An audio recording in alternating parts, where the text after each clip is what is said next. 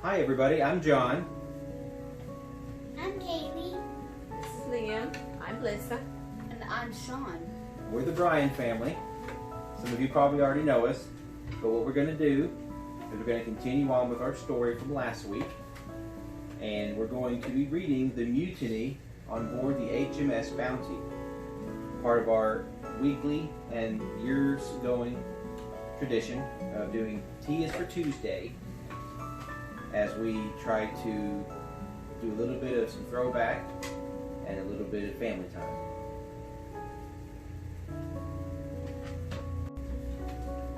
This evening with our story, we're going to be having for our little dessert, we're having peaches and cream. Fresh peaches grown at a local orchard and fresh whipping cream made from real cream. And we're drinking tonight Irish breakfast tea, a nice robust black tea that's going to go good with a light snack. Lisa will be serving us tonight, and we will be observing all the proper manners that are required for a good old-fashioned tea time.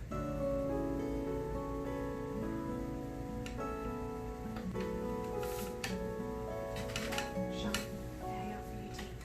Yes, please.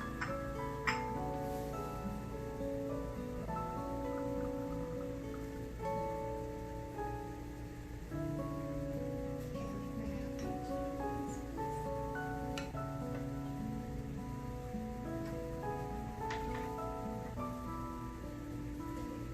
tea? Yes, please.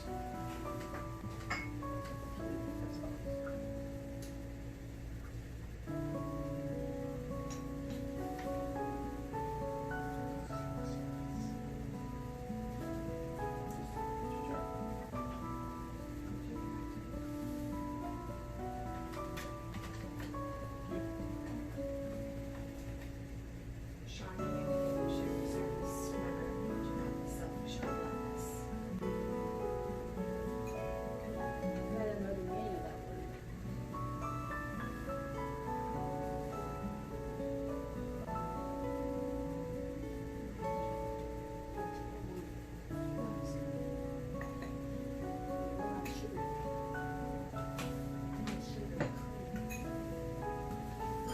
You're going to have to keep your tea a little further out of his reach. Someone's curious tonight. Liam, I know you're curious, but that tea is hot. Hot, hot. Very hot, that he wants me safe. If you spill it, Lord, man.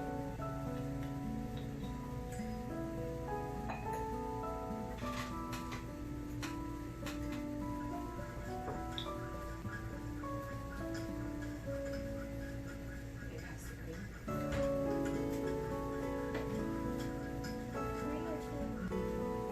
What happened last time?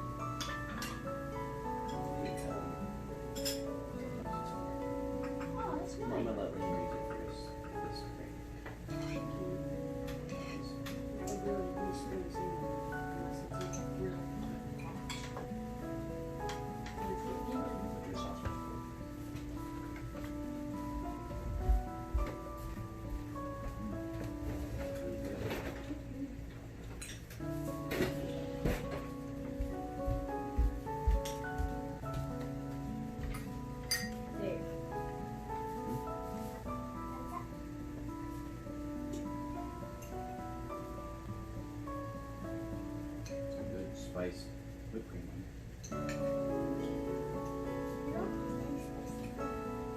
This is so delicious.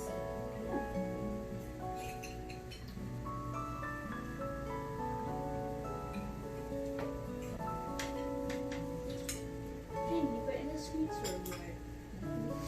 Remember, use your manners while eating.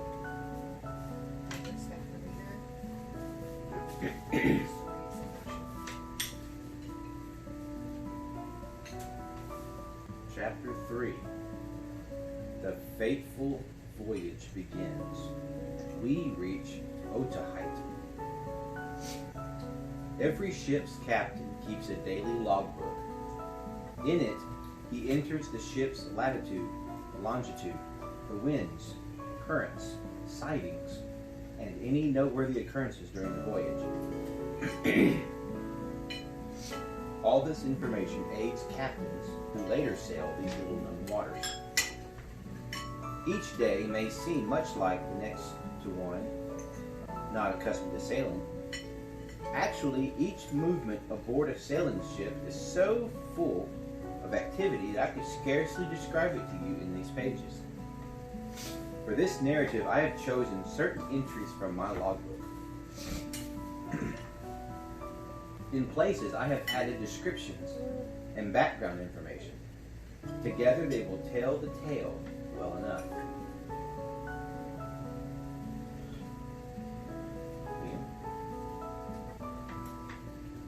On Sunday morning, the 23rd of December, 1787, we sailed down channel from Spithead with a fresh gale of wind from the east.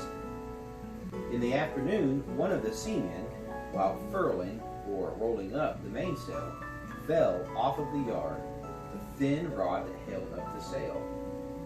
I heard his cry and looked up to see him swinging by his arms.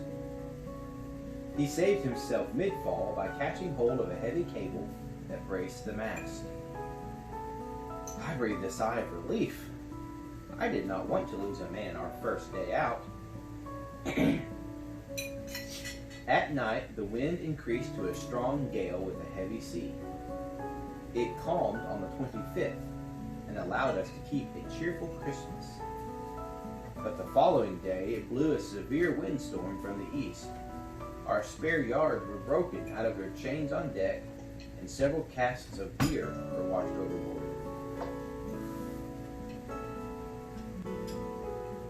Probably a good thing, huh? I was just about to say that, actually. I was about to say. That's actually a very good thing. Otherwise, the sauce was as long as a deer head. Only with great difficulty and risk were we able to secure our small boats and keep them from being broken loose and washed away. Another heavy sea burst against the ship and broke holes in all but the small boats. Besides this mischief, much of our bread was ruined where water came in through a hole in our stern. We suffered greatly from these losses. January 5th, 1788, we came in sight of the island of Tenerife, the largest of the Canary Islands off northwest Africa. Tenerife was covered with a thick haze. The cliffs on its northwestern tip resembled a horse's head, with the ears very distinct. We anchored in the harbor, and I sent Mr. Christian, one of the officers, to request permission from the governor of the island to put in for supplies and repairs from the bad weather. This request was granted.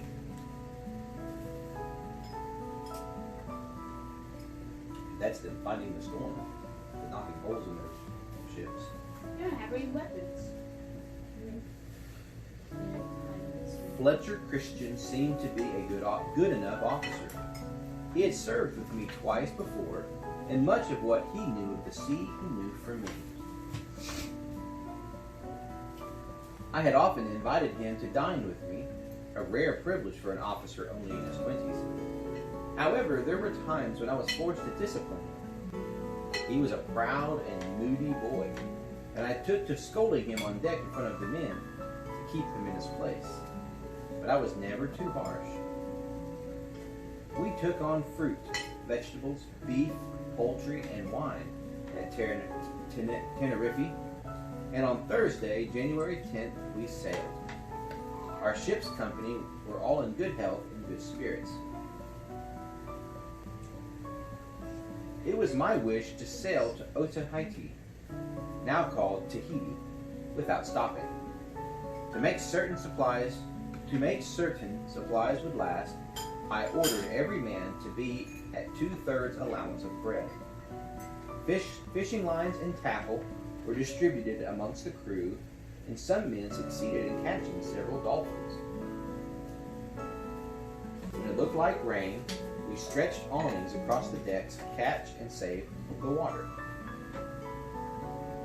On January 29th, there was such a heavy fall of rain that we caught several hundred gallons of water.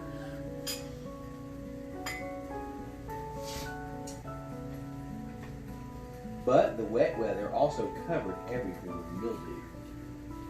The ship was dried below with small fires and sprinkled with vinegar to kill the fungus.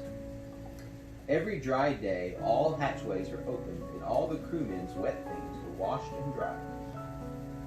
Tuesday, the 26th of February, we brought out new sails and made other preparations for the change in weather in higher latitudes. Our distance from the coast of Brazil was about 100 leagues, or 300 miles. Sunday, the 2nd of March. After our religious services, I gave Mr. Fletcher Christian a written order to act as lieutenant. This is them drying the below decks with small fires in the heat. Do you happen to know if you're going to walk through like 2 chapters? We'll see. By the way, even no matter how much sugar or honey I add, because I think it's adding honey, this is tasting a lot like cold coffee.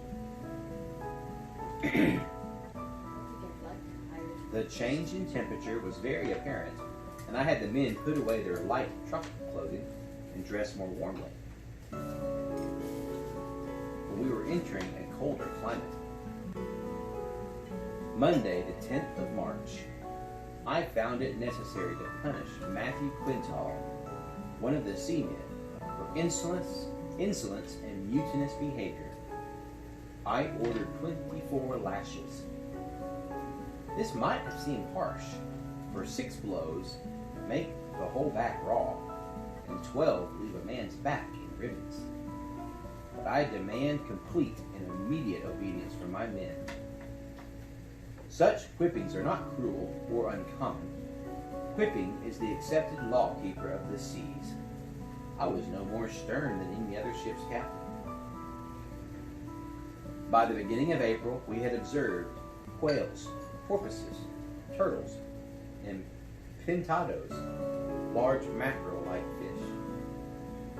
Our other companions in this inhospitable region were birds, albatrosses, and small blue petrels, which flew close to the water in the wake of the ship. The petrels were caught for food by floating a line with hooks baited. This is the whipping Matthew Quintal. Right. That's the stuff in the rigging. Tied it up to the rigging. That's what's called the rigging. By giving the line a jerk when the bird was at the bait, it was hooked and the feet were bodied. Petrels were all lean and tasted fishy, so we tried an experiment on them. We kept some caged up and crammed them with ground corn. In a short time, they grew fat and fine and tasted much better. April was a time of stormy weather and great seas. Sometimes snow and hailstones fell. With all this bad weather, we were losing ground, and the decks had become leaky. The ship had to be pumped every hour. With much concern, I realized how hopeless it was to continue trying to reach the South Sea Islands by sailing around Cape Horn. We had been in the stormy ocean for 30 days. The season was too far along for us to expect more favorable winds or weather, so I considered changing course, heading for the Cape of Good Hope at the southern tip of Africa. and from there eastward around New Holland, East Australia, to reach the South Pacific. At 5 o'clock in the evening of April 22nd, I decided to head for the Cape of Good Hope, to the great joy of the seamen. Our sick list had increased to 8, but in other respects the men were in good health, though very weary. The stormy weather continued, and I found no reason to regret my decision. We stopped for repairs and supplies on the African coast near Cape Town for 38 days in May and June, and then set sail for the Cape of Good Hope. By mid-August, we were rounding the Cape. In our passage from the Cape of Good Hope, the winds were mostly from the westward, with very boisterous weather. But one great advantage that this season of the year has is that there are no fogs. The approach of a strong southerly wind was announced by the appearance of many kinds of albatross and petrel. A shift of wind to the northward, and they kept away. The thermometer also very quickly shows when a change of these things may be expected, by varying sometimes 6 or 7 degrees. Off Van Diemen's Land, which is Tasmania, I moored the Bounty and went out in a boat to look for the most convenient place to find wood and water. This I found at the west end of the beach. I had been in the same bay, Adventure Bay, with Captain Cook 11 years ago in January 1777, but I found no signs of the natives having lately frequented the place, or of any European vessels having been there since the Resolution and Discovery. From some of the old trunks of trees which we had cut down then, new shoots had grown, and were now about 26 feet high and 14 inches around.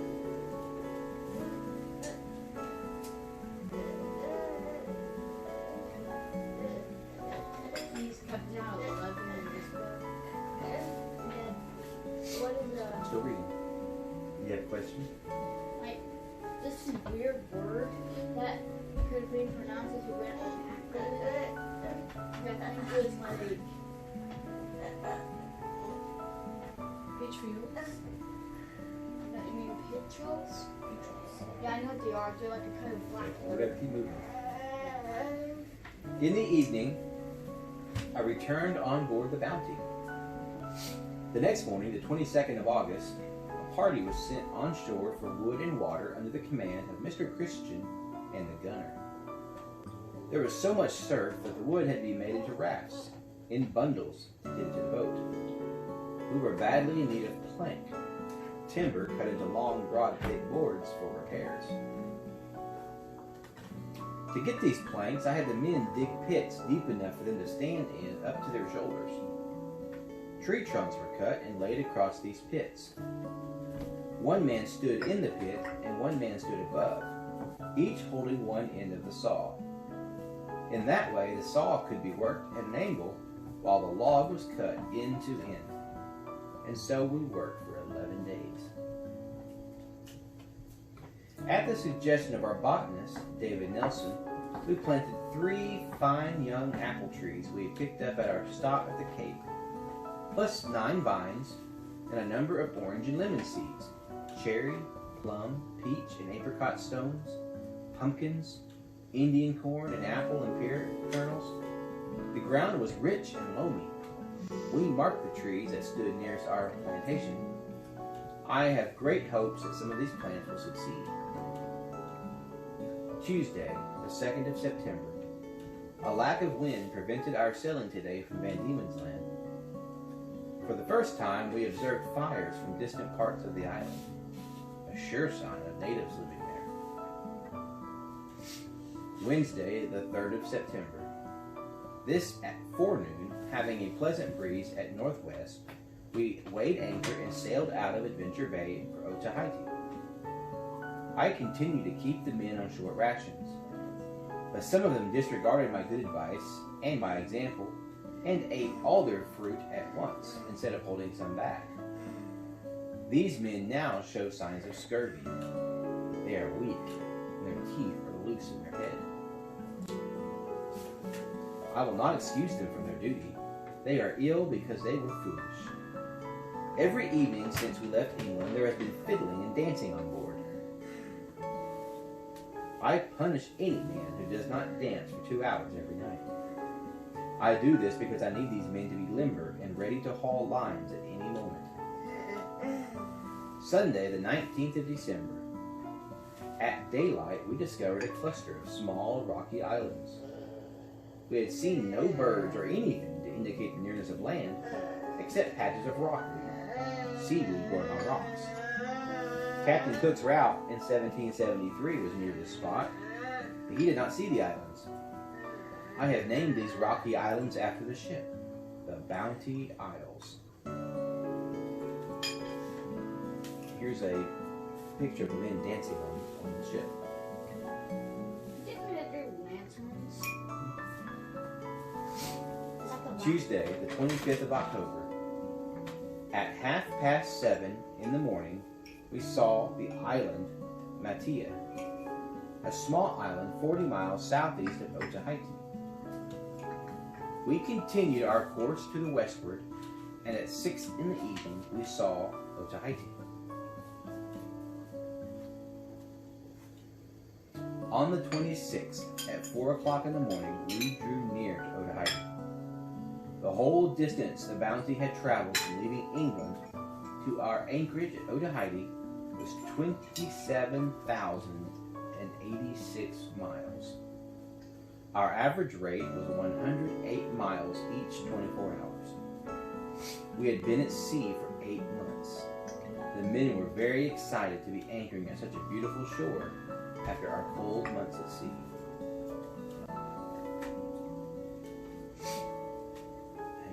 As we drew near, a great number of canoes came out to meet us.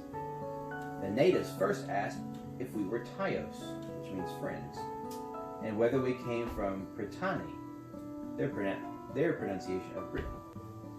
As soon as we answered yes to both, they crowded on board in vast numbers. We could do nothing to prevent it, as we were trying to bring the Bounty safely into shore. In less than 10 minutes, the deck was so full that I could scarcely find my own men.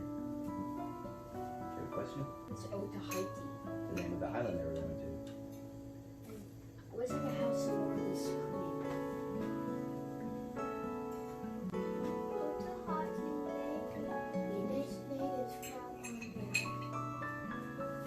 Like, they must have lived up there like monkeys. That's just That's the end of chapter 3. Chapter 4. We meet the islanders.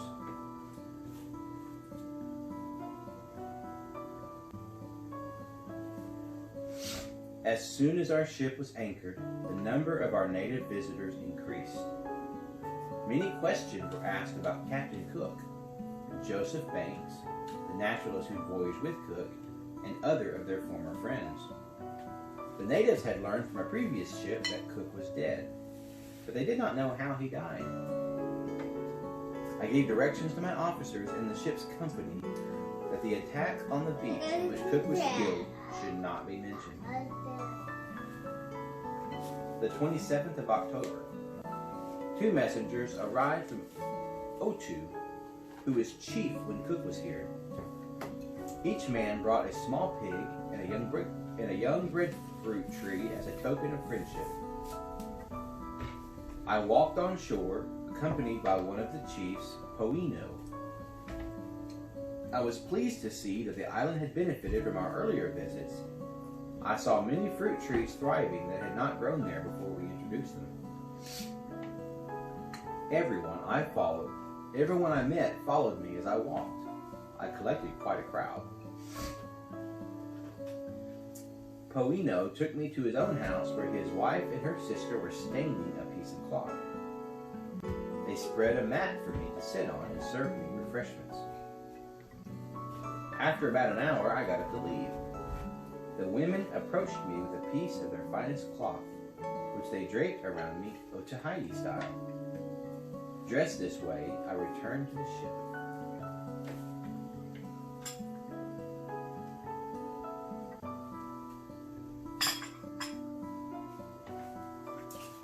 This afternoon, a native came on board with a picture of Captain Cook,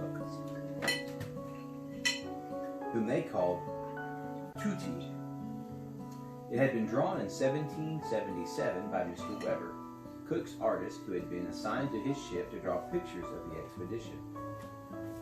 The picture had been given to O2 by Cook, with instructions to show it as a token of friendship to any English ship that came.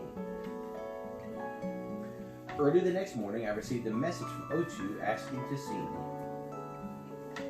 I immediately sent Mr. Christian ashore to bring him aboard.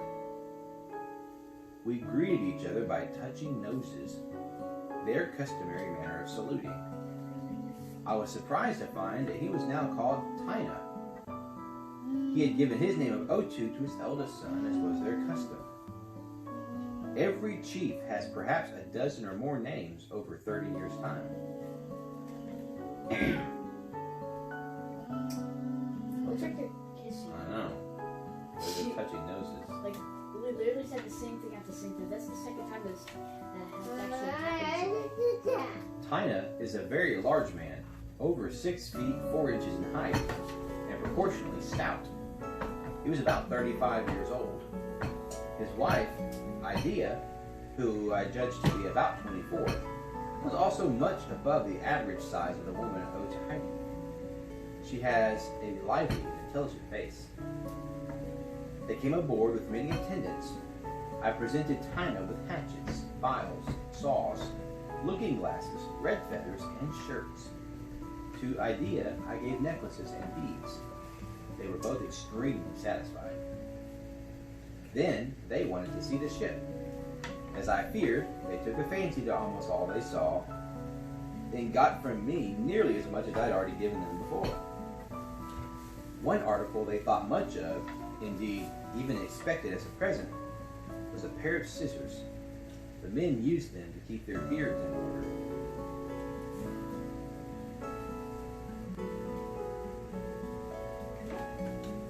It's tight, so I might really need it. Tina asked me to fire the ship's guns. The shot fell into the sea at a great distance. The natives showed their surprise and pleasure by loud shouts. I had many guests at dinner. Besides Tina, there were members of his family and several other chiefs. They enjoyed their food.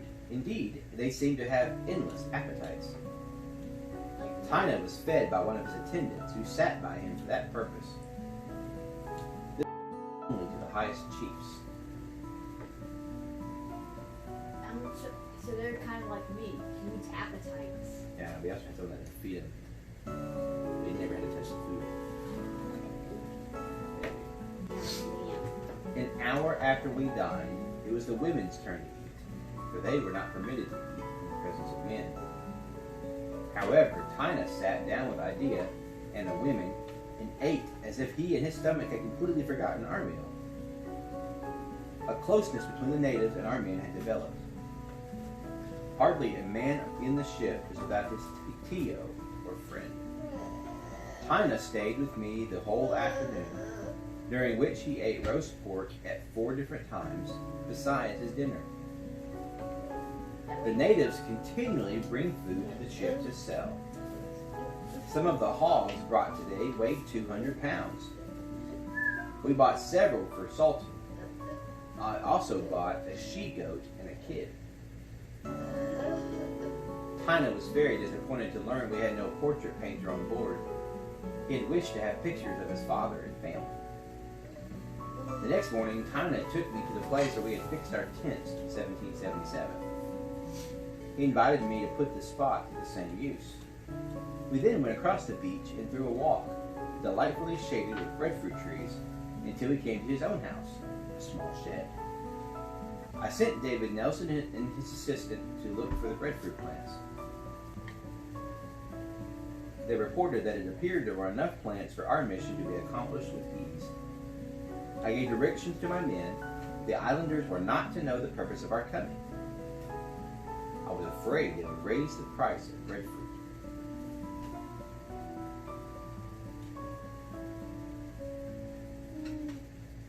Why is he afraid that they would raise the price they thought they were coming to buy a bunch of it, that they would raise the prices. It's kind of cheating a little bit. Perhaps that much caution was not needed, but I wanted to determine the time and manner of buying the breadfruit myself. While Nelson was out, he saw 2 fine shaddock trees, much like grapefruit trees, which he had planted in 1777. They were full of fruit, but it was not ripe. The 29th of October. At break of day, Tina and his wife came again to the ship with many attendants. I served them breakfast of roasted pork. Natives all over the island had learned of our arrival, so a great many strangers from remote parts of the island were on board today. During the afternoon, some hooks and thimbles, the metal rings inserted in the loops of rope to prevent wear, were stolen. I ordered all the natives off the ship, except the chiefs. They were alarmed by the angry face I wore. I thought it necessary to appear gruff.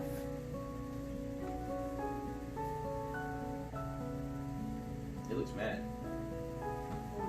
Many parts of their ship went missing. They needed that.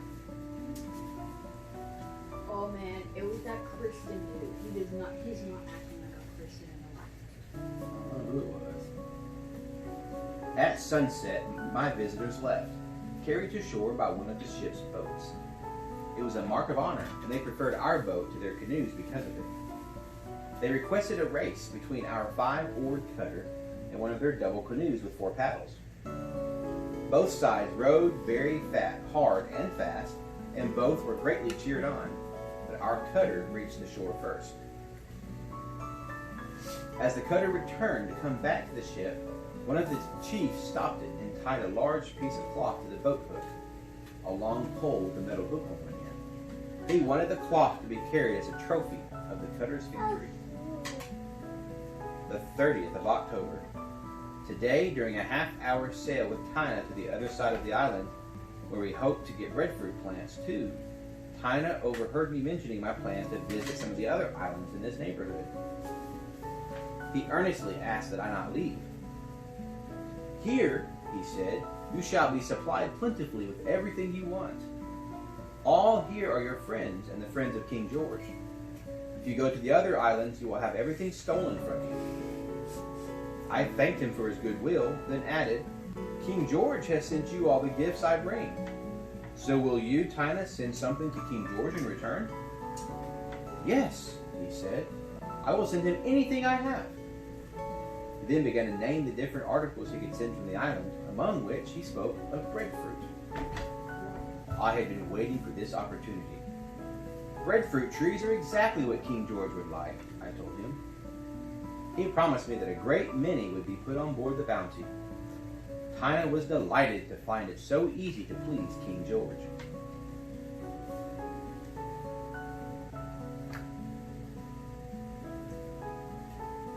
That looks like it's up to the end of the chapter. Well, we have several more pages to go. Ow, no. Be nice.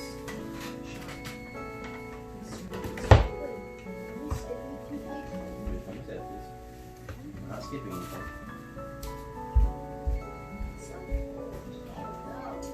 Hey, open the stove, please.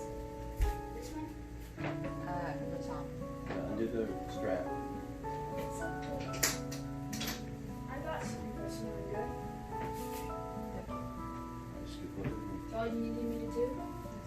Too big for me.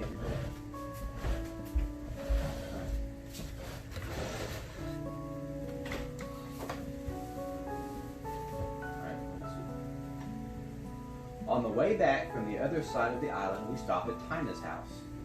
I was treated to a concert of 1 drum and 3 flutes, with singing by 4 men. I gave some gifts to the performers, and Tina gave me a present of a large hog and some coconuts. Coconuts.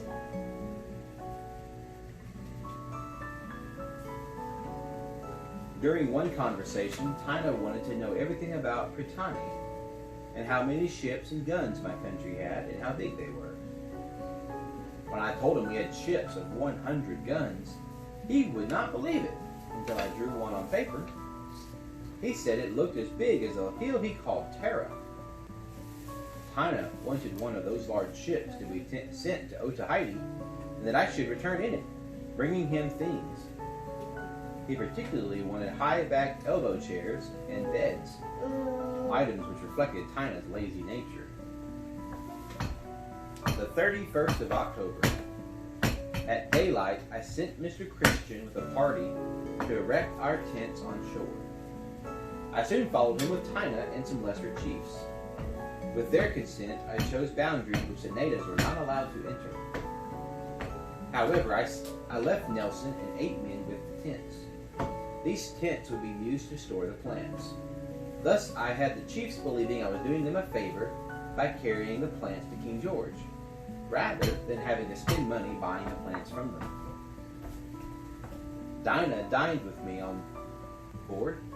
He demanded the ceremony of being fed, as his attendants always did for him.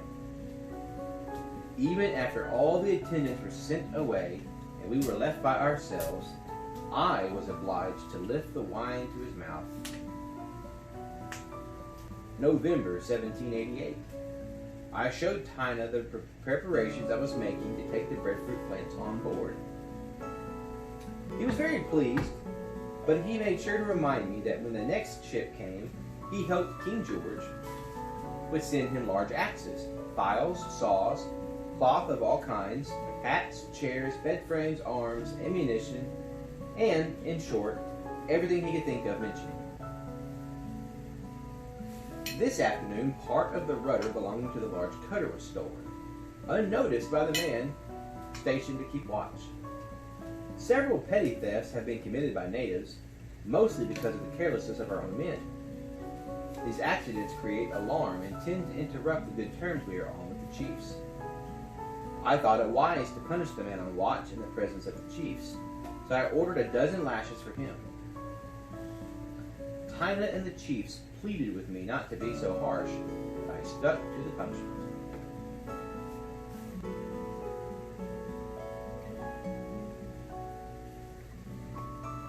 Is he flogging one of Tina's?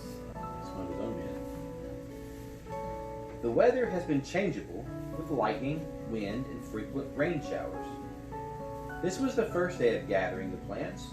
We had much pleasure in collecting them. The natives offered to help, and we accepted their offer since they understood perfectly the method of digging them up and pruning them. What's pruning? Pruning is when you snip the... Yeah, the spiky parts. Yeah. The ship's barber had brought with him from London a painted head, such as hairdressers use to show various hairstyles. It was made with a woman's regular features and was well made up. I asked him to dress it. He did so neatly, and with a cloth and stick he formed a body. It was then reported to the natives that we had an Englishwoman on board. The quarterdeck was cleared so she might appear. The woman was handed up the ladder and carried to the deck. Many of the natives thought it was a living, and asked if it was my wife. One old woman ran up to her with presents of cloth and breadfruit, and laid them at her feet.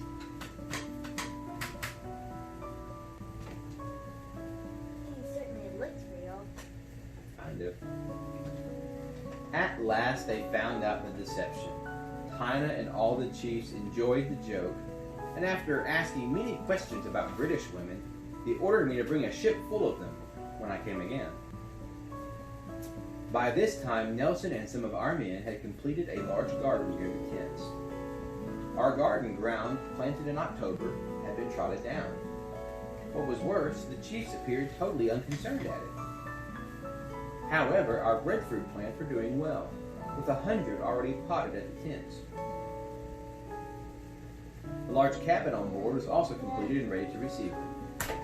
When our plants increased to 252, I added more men to the guard at the tents on shore. From the general conduct of the natives, it appears I actually did not need to be so cautious. The weather improved, and Tina invited us to a wrestling match in a haiba on shore. The haiba is a dance performed by 2 girls and 4 men, wildly throwing themselves about. We seated ourselves in a circle, and the dance began. After half an hour, it ended, and Tina, Idea, and I presented a long piece of cloth to the performers as payment. After this, the wrestling match began. The place soon became a scene of riot and confusion. There were so many wrestlers inside the ring that it was impossible to keep order. Men challenged each other by reaching their hands forward and touching fingers. They begin the wrestling by watching and waiting for an advantage. Finding one, the wrestlers seize each other by the hair, but are usually parted before either one falls. Idea was the general umpire. She did her job with so much skill she prevented any quarrels or any muttering at her decisions. Because she is so large, she was very conspicuous in the circle.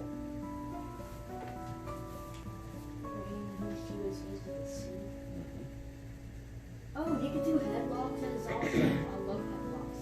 Not like people do.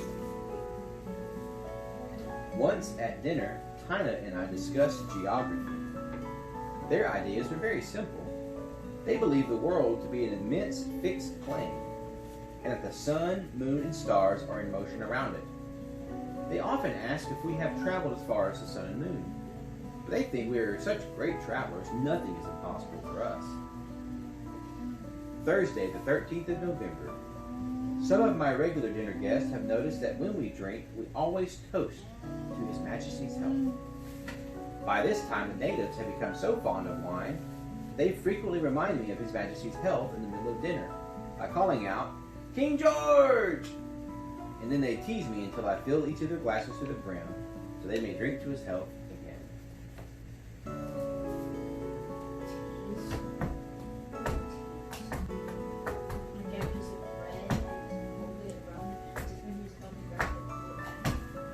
No, it's the kind of they'll say, "King George!"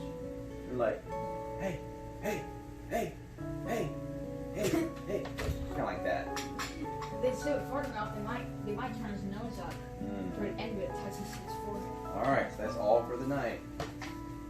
Next time we'll read chapter 5, Signs of Trouble. 3 men desert. Doesn't mean they eat something sweet after their meal.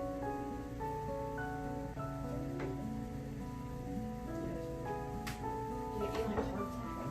Any questions about the story? Anything you don't understand? Kaylee? Well, it's kind of the same people. Yeah, I just forget how to pronounce it sometimes. Did they even know about catnip? I don't know. And what was the fake lady made of? Yeah, it's like a Sticks and a painted head. Like they used at the barber college. With those little fake heads. You know, think that Head hair. Kind of like that. They would be probably made out of wood and straw. yeah, they're all creepy. What do you think about the story, Liam? Huh? Yeah. Is it weird? Is it strange? Can you like that? Was it the part about the dinner? And the eating you liked? Yeah.